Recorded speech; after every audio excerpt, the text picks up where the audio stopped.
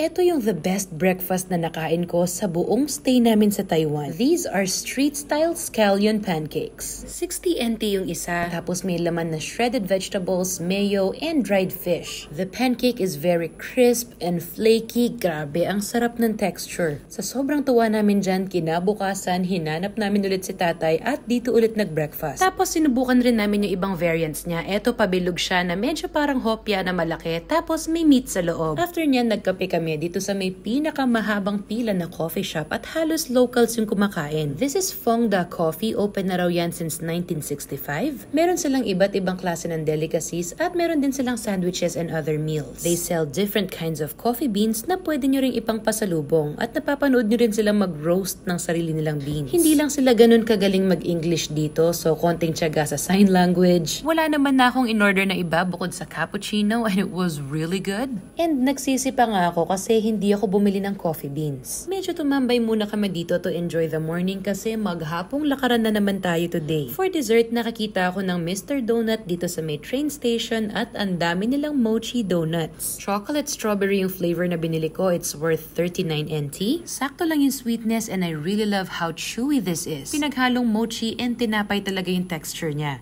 Up next, samahan nyo kami magpunta sa Longshan Temple dito sa Taiwan.